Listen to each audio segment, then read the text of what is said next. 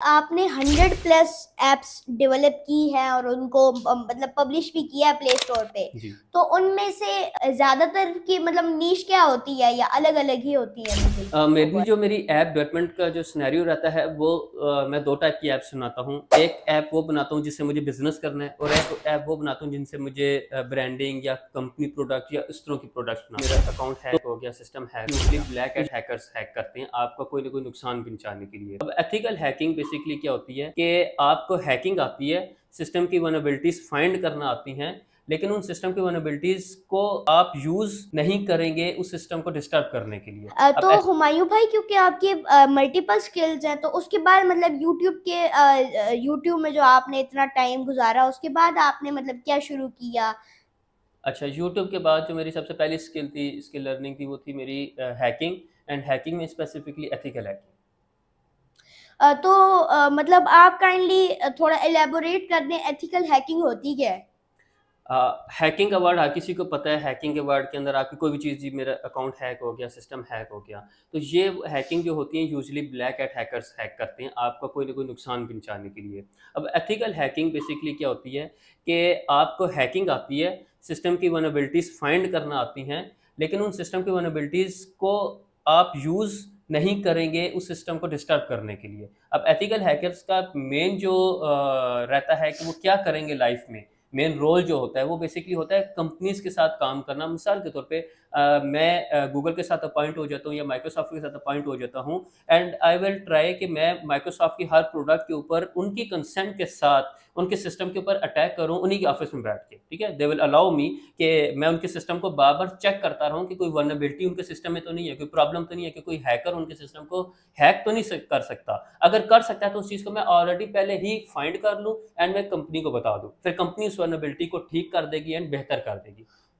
मतलब आपको हैकिंग आती है वो उसी तरह, लेकिन आप उसको अच्छे कामों के लिए यूज करते हैं। एग्जैक्टली, हैकिंग को अच्छे कामों के किस तरह यूज किया जा सकता है, किसी का फायदा किस तरह किया जा सकता है, एंड स्पेसिफिकली कंपनीज के लिए कैसे फायदा किया जा सकता है, इस वे में यूज किया जाता है। तो हुमायूं भाई, जो एथिकल हैकिंग है आपने मतलब बताया अच्छे कामों के लिए वो यूज होती है, तो आपने बताया आप प्रोटेक्ट भी करते हैं, जो एक कंपनी है उसके सिस्टम को आप प्रोटेक्ट करते हैं, जो ब्लैक हैट हैकर्स आपने बताया उनसे। तो जिस भी कंपनी के साथ मतलब आप एसोसिएटेड थे, तो उस कंपनी को कभी कोई साइबर अटैक फेस करना पड़ा था, या कोई आपको उसमें चैलेंजेस आए हो एथिकल हैकर के तौर पे?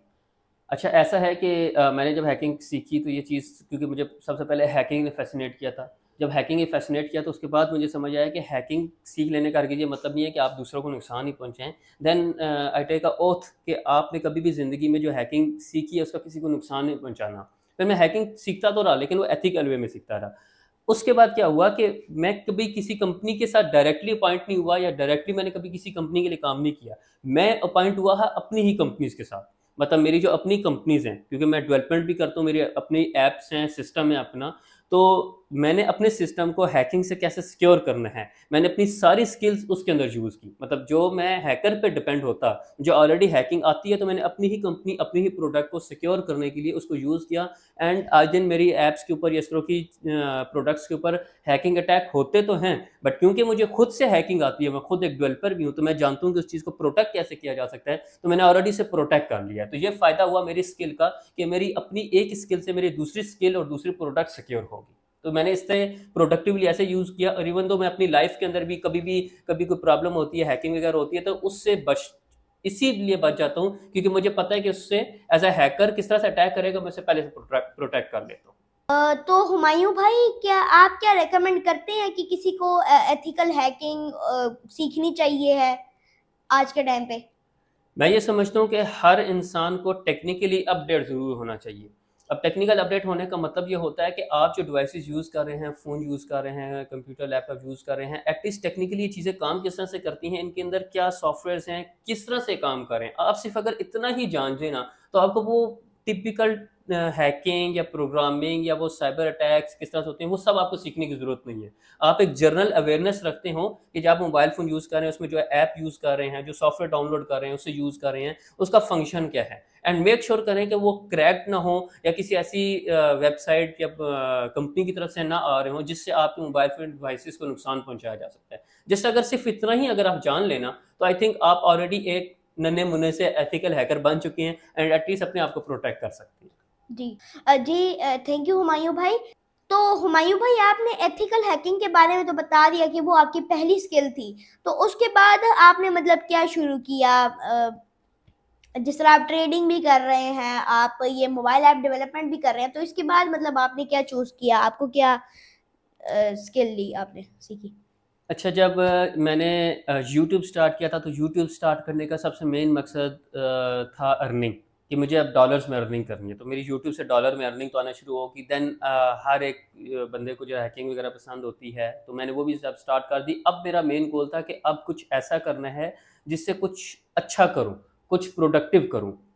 एंड मेरा शुरू से ख्वाहिश रही है, गोल रहा है कि मैं चीज़ों की डेवलपमेंट में इन हूँ इंस्टेड ऑफ यूज़र बन के रहूँ।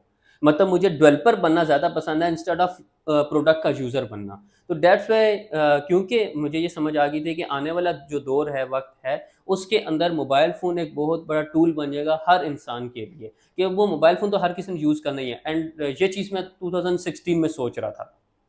तो फिर मैंने कहा कि अब मैं एक ऐसी स्किल सीखूं, एक ऐसी चीज़ के अंदर जाऊं कि जो एटलीस्ट आगे फ्यूचर, नियर फ्यूचर तक तो ये चीज़ चलती रहेगी।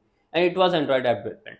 मैंने ऐप डेवलपमेंट बेसिकली थी, एंड ऐप डेवलपमेंट में भी स्पेसिफिकली मैंने एंड्रॉयड ऐप डेवलपमेंट चूज़ की बिकॉज पूरी दुनिया में सबसे ज़्यादा यूजर्स हैं वो एंड्रॉयड के हैं। iOS के यूजर्स हैं बट वो कम हैं, लेकिन क्योंकि मुझे बिजनेस करना था, I am a business person, ठीक है। तो दैट्स वाई मैंने बिजनेस पर्सन होने की वजह से एंड्रॉयड ऐप डेवलपमेंट चूज़ की, एंड उसके अंदर मैंने एंड्रॉयड ऐप डेवलपमेंट सीखी। एंड एंड्रॉयड डेवलपमेंट सीखने के बाद उसके ऊपर प्रोडक्ट्स बनाई, एंड प्रोडक्ट्स बनाने के बाद मैंने उन्हें प्ले स्टोर पे पब्लिश करना शुरू कर दिया।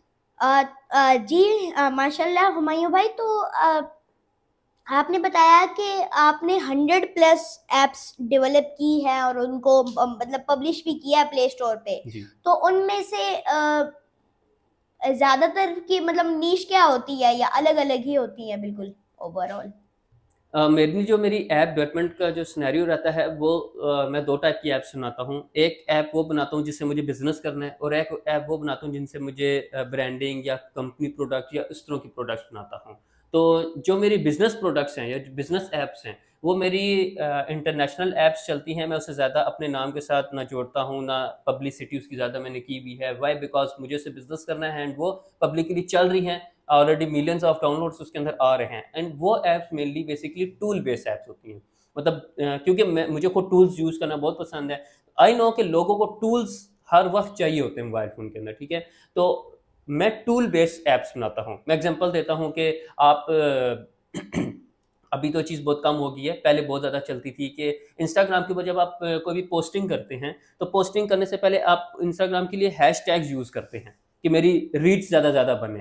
तो मैंने क्या किया कि हर इंसान की जो ज़रूरत है उस ज़रूरत के ऊपर एक प्रोडक्ट बना दिया, एक ऐप बना दिया। हमने सिंपल से एक एंड्रॉयड ऐप बनाई है जिसके अंदर इंस्टाग्राम के हैशटैग आप जनरेट कर सकते हैं रेलेवेंट टू योर कैप्शन, वो ऑटोमेटिकली आपके लिए हैशटैग बना देगी। इस तरह डिफरेंट टूल्स, वो टूल जो एक आम इंसान की ज़िंदगी में उससे हेल्प आउट कर सकते हैं। तो मैंने लोगों की ज़रूरत पूरी की एंड मुझे उससे ऑटोमेटिकली बिजनेस मिलना शुरू हो गया। प्लस मैंने बाकी कुछ ऐसी और ऐप्स बनाई हुई हैं जिनसे मेरा अर्निंग के पॉइंट ऑफ व्यू से तो मैंने उनको डेवलप नहीं किया कि अर्निंग करनी नहीं करनी, मुझे उससे कोई मकसद नहीं था। कुछ प्रोडक्टिविटी लेकर आनी है, कुछ आप ये समझ लें कि डिलीवर करना है नेशन को या इवन ह्यूमैनिटी को कह सकते हैं, बेशक वो फिर पाकिस्तान हो या इंटरनेशनल हो। तो मेरी कुछ ऐसी ऐप्स हैं एंड कुछ टूल बेस्ड ऐप्स हैं। तो आपने पिछले साल आई गेस एक ऐप लॉन्च की थी जॉबफोलियो के नाम से। जी बिल्कुल। तो आप काइंडली मतलब लोगों को थोड़ा एक्सप्लेन कर दें कि जॉबफोलियो करता क्या है, वो दूसरी ऐप से किस तरह डिफरेंट है? जॉबफोलियो बेसिकली एक ऐसी ऐप है, आप ये समझ लें कि आपने पूरी दुनिया में किसी भी मुल्क में, किसी भी कंपनी में, किसी भी डेजिग्नेशन के ऊपर अगर आपने जॉब सर्च करनी है, आपको जॉब चाहिए, तो आप जॉबफोलियो के अंदर जाके वो सर्च कर सकते हैं। अब आजकल के लोगों के लिए आपको पता है कि हर बंदा चाहता है कि मुझे कोई ना कोई जॉब मिले। एंड बेसिकली इस ऐप को डेवलप करने का मकसद यही था कि जॉब लेना हर किसी की ज़रूरत है, तो क्यों ना एक ऐसी प्रोडक्ट बनाई जाए जो कि आपको जॉब हंट करके आपको दे दे। तो अब बेसिकली हो दे रहा है, जॉबफोलियो क्या कर रहा है कि जॉबफोलियो पूरी दुनिया से कहीं से भी कोई भी जॉब इंटरनेट के ऊपर कोई भी कंपनी डालती है कि हमें कोई एम्प्लॉय चाहिए अपने इस काम के लिए, तो जॉब फोलियो फ़ौरन से उसे गैदर करके आपको दिखा देती है। एंड जॉब फोलियो के ऊपर आप अपनी नीड्स से रेलेवेंट जॉब सर्च कर सकते हैं एंड ऑनलाइन ही अप्लाई भी कर सकते हैं। जी, माशाल्लाह हुमायूँ भाई, ये आपका बहुत अच्छा इनिशिएटिव है। तो जॉब फ़ोलियो जब आपने शुरू की तो मतलब आप को क्या चैलेंजेस फेस करने पड़े? जॉब फ़ोलियो जब मैं बना रहा था तो मेरी बड़ी ख्वाहिश थी कि मैं पाकिस्तान की सबसे ज़्यादा जो जॉब्स हैं वो अपनी ऐप के अंदर दिखा सकूँ, ताकि हम पाकिस्तानियों के लिए कम से कम एक ऐसा प्रोडक्ट ज़रूर बने कि अगर पाकिस्तान के अंदर ही ऑनलाइन जॉब के ऊपर आप अप्लाई करना चाहते हैं तो आप कर सकें। तो मुझे सबसे बड़ा ये चैलेंज फेस करने को मिला है कि पूरी दुनिया की जो इंटरनेशनली अगर देखा जाए तो internationally companies and country level के ऊपर बहुत ज़्यादा टेक्नोलॉजी को वो यूज़ करते हैं, जिसकी वजह से, क्योंकि मैं तो इंटरनेशनल जॉब गैदरिंग कर रहा हूँ, जब मैंने वही चीज़ पाकिस्तान से गैदर करने की कोशिश की कि पाकिस्तान के जितने भी जॉब सेक्टर्स हैं, जितनी भी कंपनीज़ हैं, उनकी जॉब गैदर करूँ एंड व्यूअर्स को दे दूँ या क्लाइंट को दे दूँ, यूज़र को दे दूँ, तो पाकिस्तान में मुझे वो जॉब गैदरिंग का कोई प्रोसेस ही बेटर वे में नहीं मिला। व्हाई? बिकॉज़ जितनी भी हमारी कंपनीज़ हैं, गवर्नमेंट ऑफिशियल जॉब्स हैं, वो कभी इंटरनेट पे आती ही नहीं हैं। क्यों? क्योंकि कंट्री लेवल के ऊपर भी एंड इवन कंपनी लेवल के ऊपर भी वो टेक्नोलॉजी को ज़्यादा यूज़ ही नहीं कर रहे अभी तक। तो उससे मुझे पता चला कि टेक्नोलॉजी की अवेयरनेस अभी तक हमारे मुल्क में उस लेवल पे नहीं है जिस लेवल पे होनी चाहिए, क्योंकि जॉब तो चाहिए, इवन एम्प्लॉयर को भी एम्प्लॉय चाहिए, लेकिन वो क्योंकि टेक्नोलॉजी को यूज़ नहीं कर रहा, अपनी किसी एम्प्लॉय को गैदर करने के लिए कोई अपनी जॉब पोस्टिंग नहीं कर रहा, तो इसकी वजह से मुझे ये उसकी जॉब गैदरिंग अच्छे से हुई नहीं। तो मुझे इस 2 बातें से समझ आई कि एक तो टेक्नोलॉजी की अवेयरनेस ज़रूर करनी है, दूसरा जब टेक्नोलॉजी की अवेयरनेस हो जाएगी तो ऑटोमेटिकली जॉब सेक्टर हमारा और ज़्यादा अच्छा हो जाएगा।